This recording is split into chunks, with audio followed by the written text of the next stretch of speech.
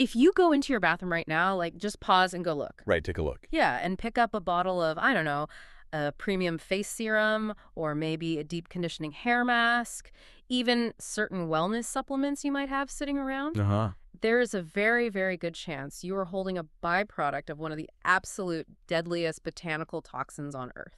It is kind of a stark contrast, isn't it? I mean, we tend to view our skincare and our wellness stuff as these, gentle, uncomplicated gifts from nature. Exactly, like it's just squeezed from a leaf and put in a bottle. Right, but the reality of how those ingredients actually get into that little glass dropper or bottle, it involves intense chemistry, global supply chain logistics, and, frankly, serious hazard management. Yeah, and that's exactly what our mission is today. We want to decode one of those seemingly mundane ingredients for you. It's something you probably have in your house right now, but secretly. It is an absolute heavyweight in the cosmetic, wellness, and manufacturing worlds. Oh, totally. So today we're doing a deep dive into castor oil.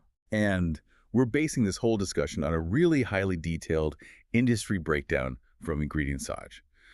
It was authored by a wellness innovator named Loran Fabian. Right.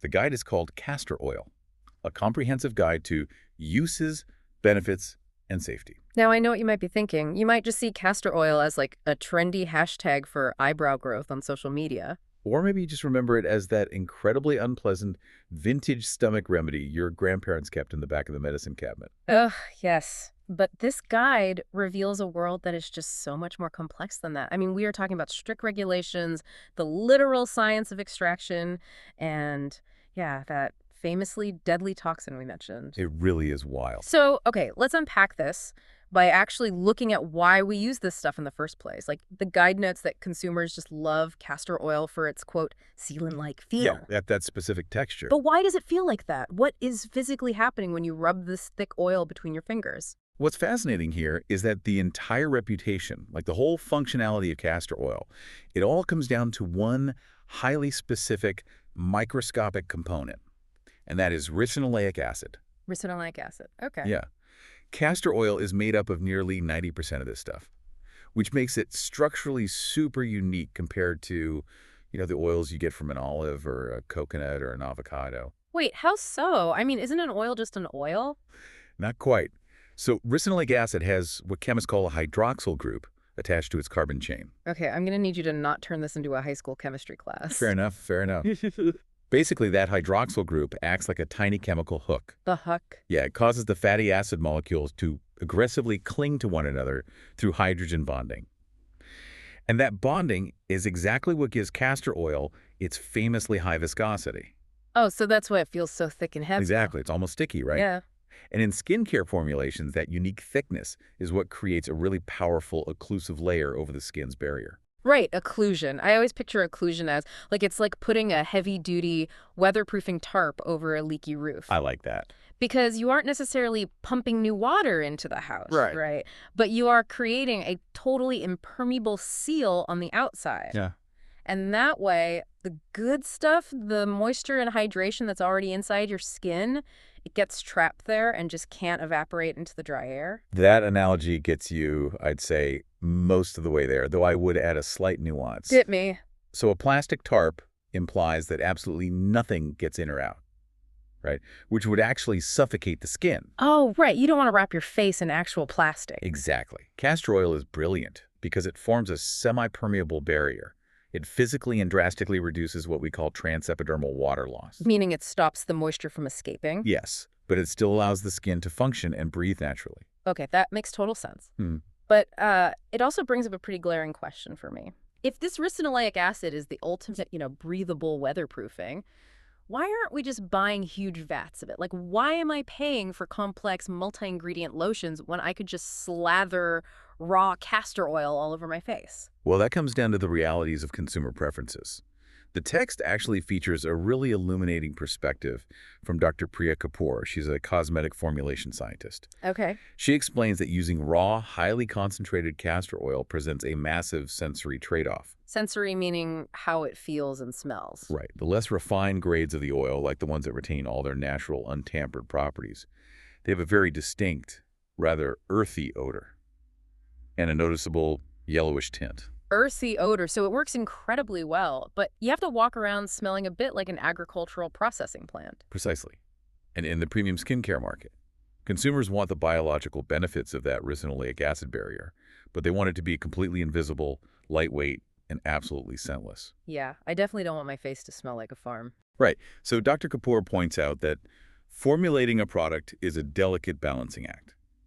If you use pure castor oil, the user experience is going to be sticky, heavy, and just overall unpleasant. Which is why the guide offers a very specific, practical tip for those of you listening. Like, if you're reading product labels or experimenting with DIY skincare at home. Yes, this is important. You shouldn't be applying castor oil at a 100% concentration. The industry standard, according to the guide, is to formulate it at just a 1 to 10% concentration. Exactly. And the real key is what you pair it with.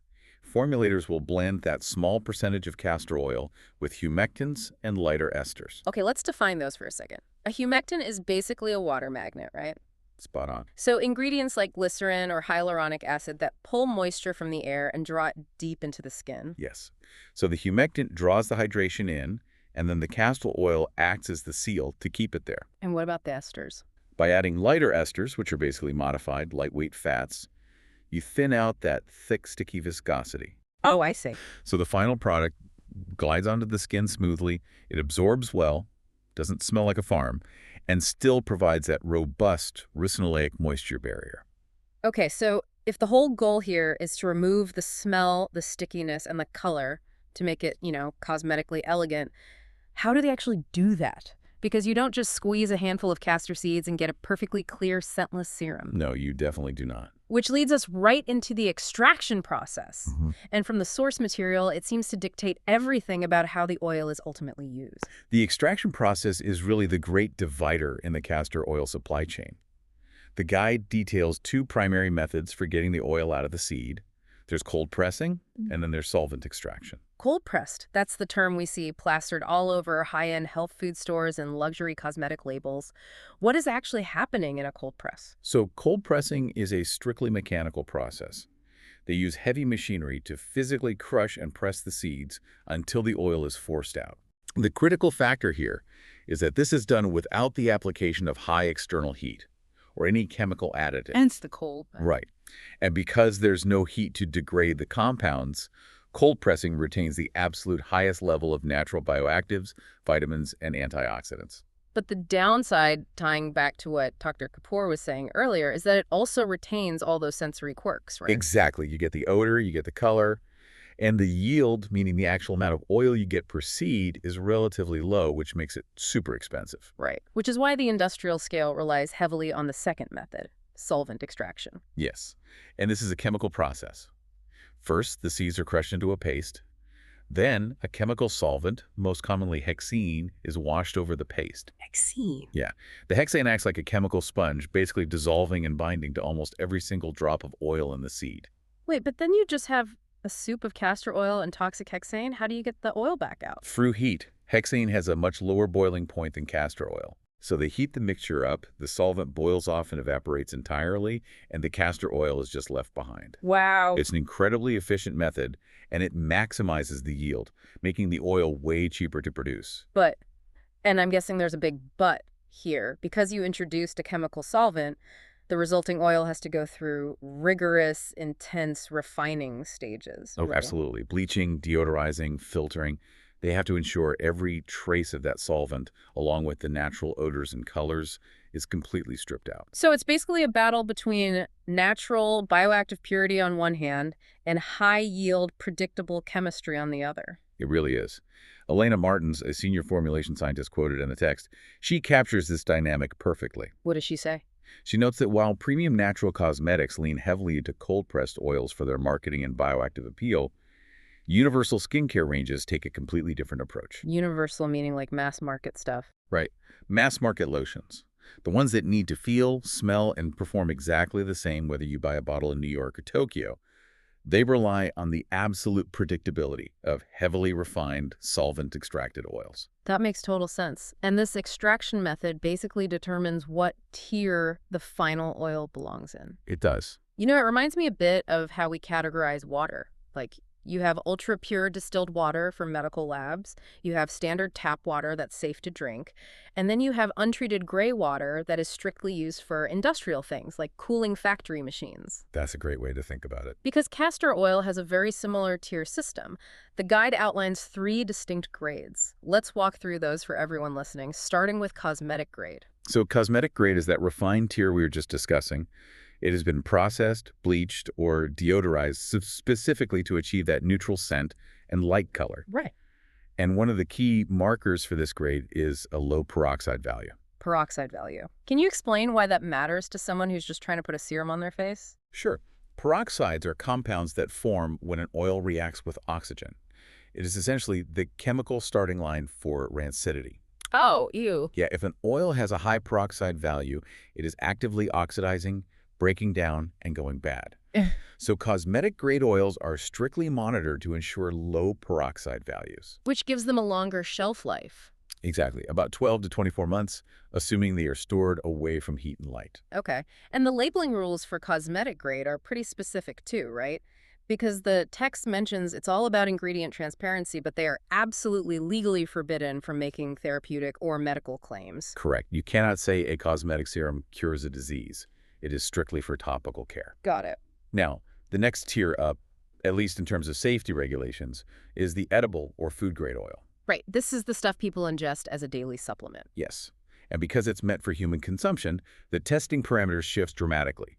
If an edible-grade oil was produced via solvent extraction, it must pass microscopic testing. To make sure there's no hexane left. Exactly. To guarantee absolutely zero residual solvents are left in the liquid. It also undergoes heavy metal testing. Edible-grade oil has a slightly shorter shelf life, usually 12 to 18 months, and must comply with sweeping food safety regulations. Which brings us to the bottom tier, industrial grade.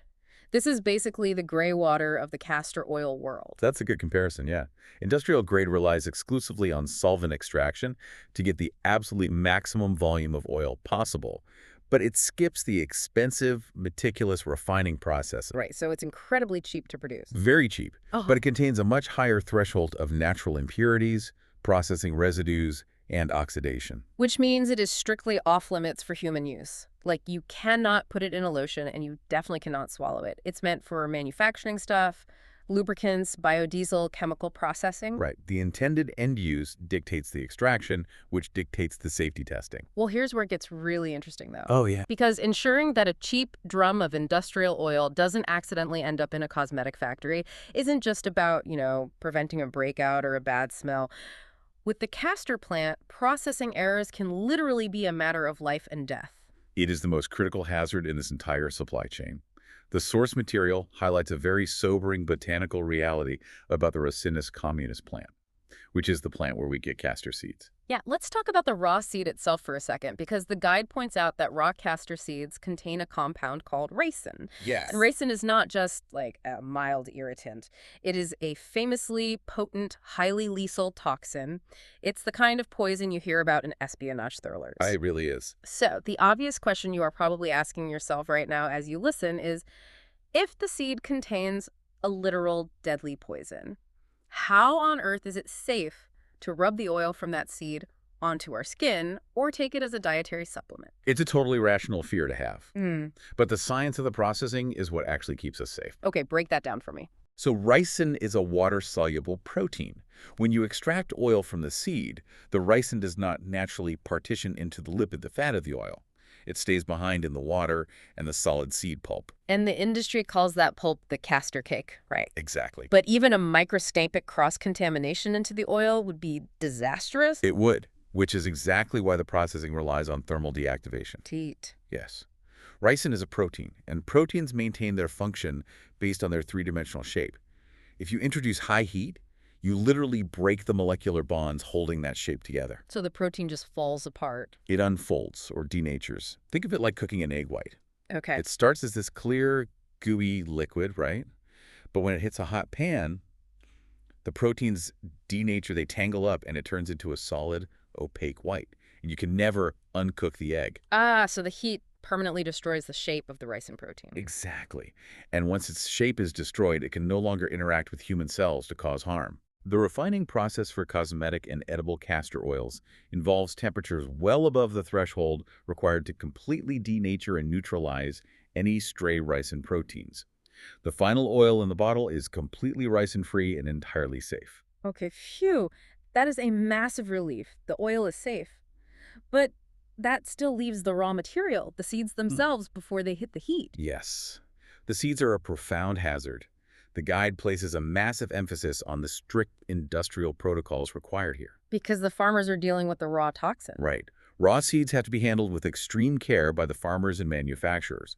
They must be kept entirely away from children or animals, and they can never be used in their raw, unprocessed state in any consumer application. That makes sense. The sheer presence of ricin requires layers of supplier verification just to prevent accidental exposure on the factory floor.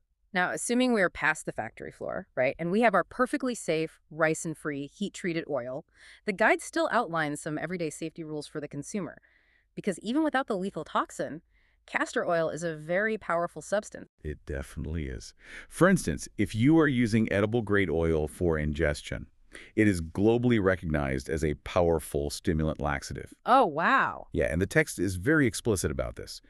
No one should ever self-prescribe a laxative regimen using retail castor oil. So don't just take a spoonful because your stomach hurts? Definitely not.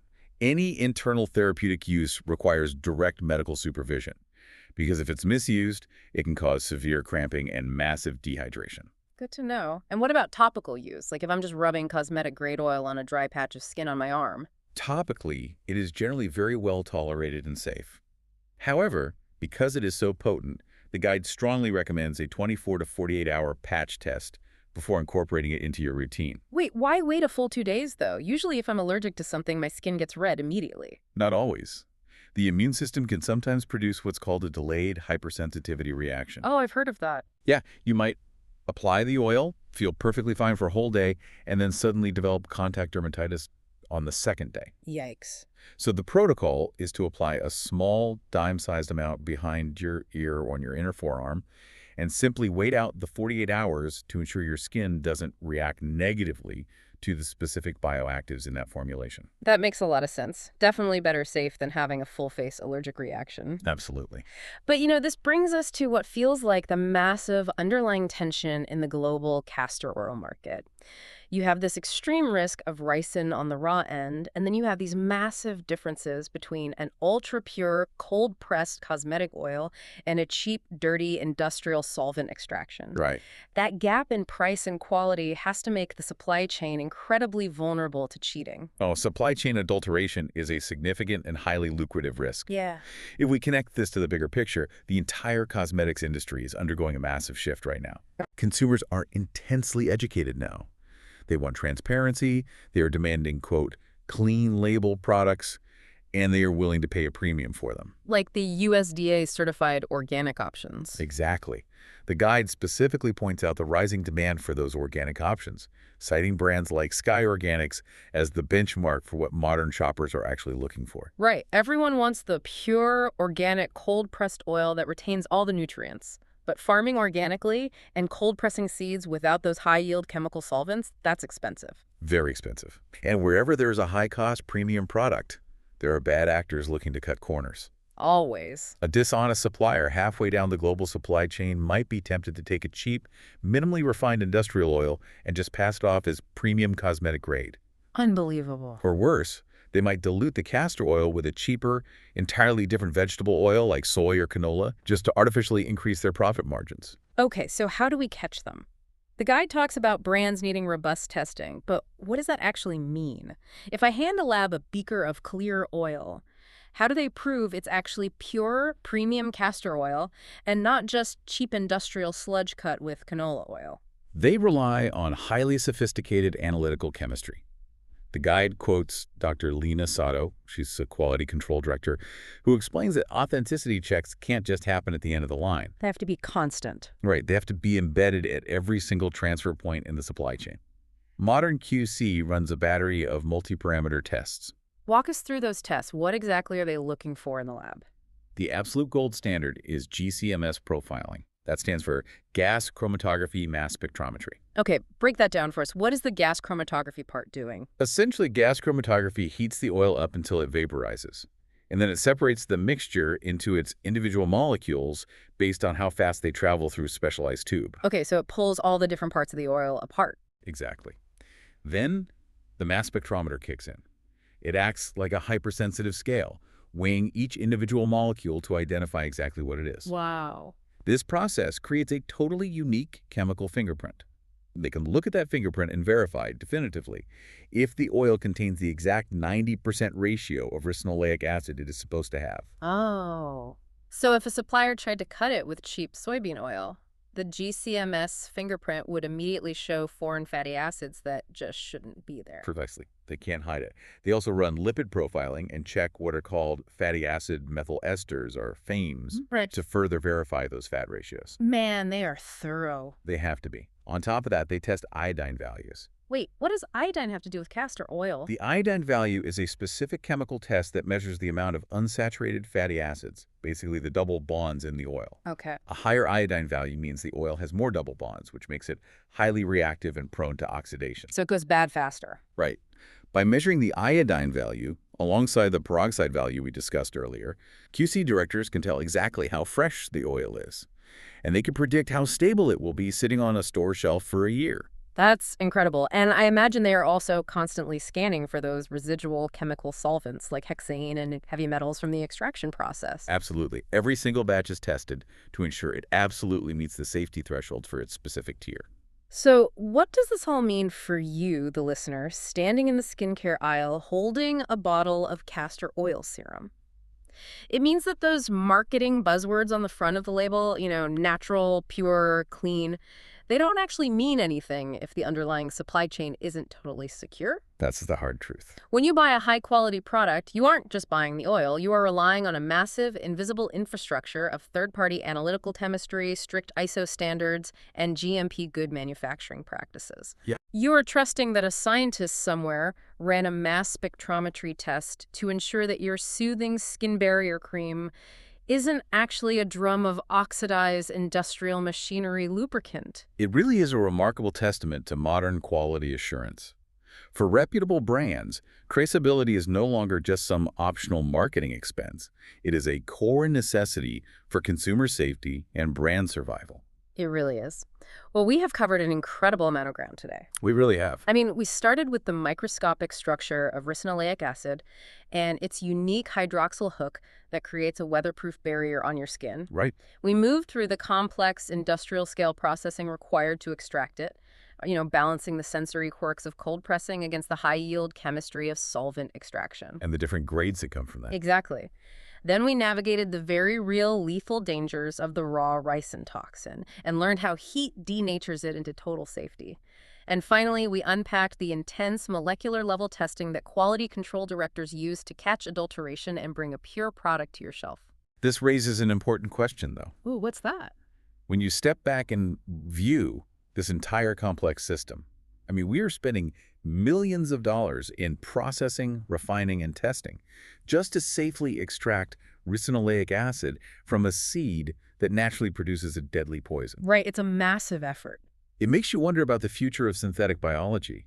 If we know the exact molecular shape of ricinoleic acid, and we know exactly how to map it with mass spectrometry, how far away are we from simply programming yeast to ferment and grow this exact fatty acid in a clean lab? Oh, wow. Could we eventually bypass the toxic castor plant and the heavy agricultural processing altogether? That is a fascinating thought to leave on. Lab-grown castor oil that just skips the poison entirely. It could change everything. It really puts the complexity of the natural world into perspective, doesn't it? Nature doesn't design plants for our convenience. And the line between a dangerous botanical and a premium wellness cure is entirely drawn by human ingenuity and careful chemistry. So true. Thank you so much for joining us on this deep dive. Keep questioning the labels on your everyday products. Keep exploring the science behind the scenes, and we will catch you next time.